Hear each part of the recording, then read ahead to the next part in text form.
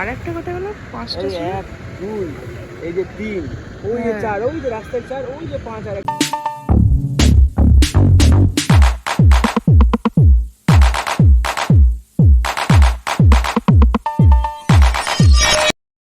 Guys, welcome back to my channel happy with Mousumi. আশা করি সবাই ভালো আছেন, আমিও ভালো আছি। তো এটা হলো নেক্সট পার্ট। আমরা এখন ব্রেকফাস্ট করতে এসেছি, আর ব্রেকফাস্ট করে চলে যাব আজকে কন্যাকুমারী।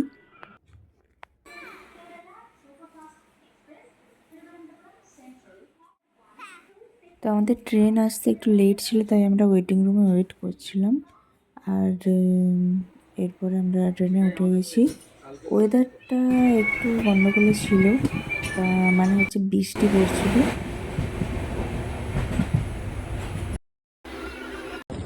আমরা পৌঁছে গেছি কন্যাকুমারী স্টেশন। কন্যাকুমারী হলো সাউথ ইন্ডিয়ার একদম last station, last railway station of south India. তো এই স্টেশনে এখন যখন নেমেছিলাম, তারপরে প্রচণ্ড বৃষ্টি পড়ছিল। তো একটা অটো বুক করে নিয়ে আমাদের এখন গেস্ট হাউসে চলে এলাম। রুমে আসার পর ফ্রেশ হয়ে নিয়ে এখন আমরা ওই বিবেকানন্দ রকটা দেখতে যাচ্ছি, যেখান থেকে ত্রিবেণী সঙ্গমম দেখা যায়। আর দেখুন এখানে আম এসছে, আর এই সময়ও বৃষ্টি পড়ছিল, সেজন্য আমরা রেনকোট পরেই এসেছি। আর কালকে আমরা যাব ওই পাড়টা, আজকে জাস্ট একটু ঘোরার জন্য এসছিলাম, কিন্তু আবার ওই কন্টিনিউ বৃষ্টি হচ্ছিল, সেই জন্য একটুখানি ঘুরে নিয়ে তারপরে চলে এসেছি একদম ডিনার করতে। ডিনারে ওই ছিল veg fried rice, chilli chicken আর তাওয়া রুটি। আর এই যে দেখুন এখানে সব সুন্দর সুন্দর গাছগুলো এত সুন্দর হয়, কারণ মনে হয় এখানে এরকম বৃষ্টি চলতেই থাকে, হতেই থাকে, সেই জন্য এদের জল দিতে হয় না। খুব সুন্দর জায়গায়, উপর থেকে একদম ডাইরেক্ট জল পড়ে। আর আমার ডিনার হয়ে গেছে, বাইরেটা একটু বেরিয়েছিলাম। আর এটা হলো নেক্সট মর্নিং। তো আমরা এসে গেছি এখন এখানকার একটা ফেমাস টেম্পল সুচিন্দ্রম। তো অবশ্যই তামিলনাড়ুটা আমাদের পুরো এক্সপ্লোর করার মতো প্ল্যান ছিল না, জাস্ট কন্যাকুমারীর জন্যই আমরা তামিলনাড়ুতে একদিন স্টে করেছিলাম। তো ওখান থেকে ফেরার পথেই লাইট হাউসটা পড়ে, লাইট হাউসে রাস্তাটা, আসার পর হ্যাঁ, দেখলাম এখানে অনেকগুলো ময়ূর। তারপরে এইখানে ওই ছাদে 3,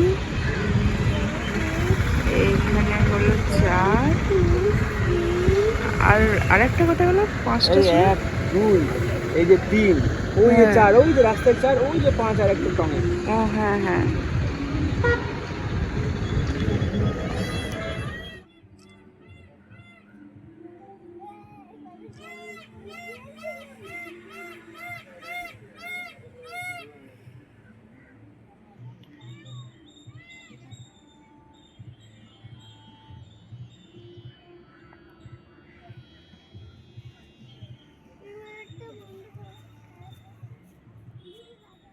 লাইট হাউস থেকে ভিউটা ঠিক এরকম দেখা যায়। তো আমরা বাড়ি গেস্ট হাউসে ফিরে সেখান থেকে আবার ফ্রেশ হয়ে কিছু খেয়ে চেঞ্জ করে আবার এখন যাচ্ছি বিবেকানন্দ রক। কারণ আমাদের আজকে পর্যন্ত বুকিং আছে, আজ রাত্রে আমাদের ফিরে যাওয়ার পালা। আর আমি এত ডিটেলসে আর শ্যুট করতে পারিনি, কারণ ওই কেরালার ফার্স্ট থেকে এই মুন্নার থেকে এই কন্যাকুমারী পর্যন্ত আমার কাছে এত ভিডিও অলরেডি তখন জমে গেছিলো যে আমার ফোনে আর স্পেস ছিল না যে আমি ডিটেলসে সব কিছু আর কি আরও শ্যুট করব। তো যাই হোক, এটা হলো বিবেকানন্দ রক। এখানে এখন যাচ্ছি লঞ্চে করে। তো ওখানে যাওয়ার পর দেখাচ্ছি, এখানে গ্লাস ব্রিজ এরা নতুন হয়েছে।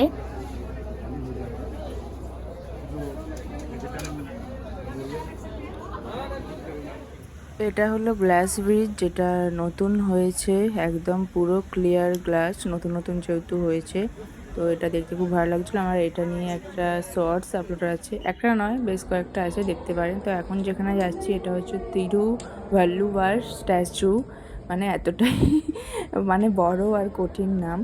তো যাই হোক, সেটাও দেখার একটা মেন আকর্ষণ। আর এখানে রয়েছে বিবেকানন্দ রক, অ্যাকচুয়ালি বলা হয় কারণ বিবেকানন্দ এখানে এসে ওর লাইফের কোনো একটা সময় এখানে এসে এখানে আর কি ধ্যান করেছিলেন। তো যে জায়গায় বসে ধ্যান করেছিলেন সেখানেই তার একটা বিবেকানন্দ রক মেমোরিয়াল ক্রিয়েট করা হয়েছে। আর তার ভেতরে বিবেকানন্দর একটা স্ট্যাচু আছে, যেটা তো ওটার ভেতরে ক্যামেরা অ্যালাউ ছিল না।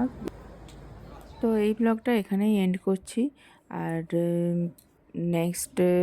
নেক্সট আর কিছুই নেই। নেক্সট পার্ট যেটা আসবে সেটা আমাদের ফেরার, মানে আজ রাত্রেই আমাদের ফেরার টিকিট আর কি।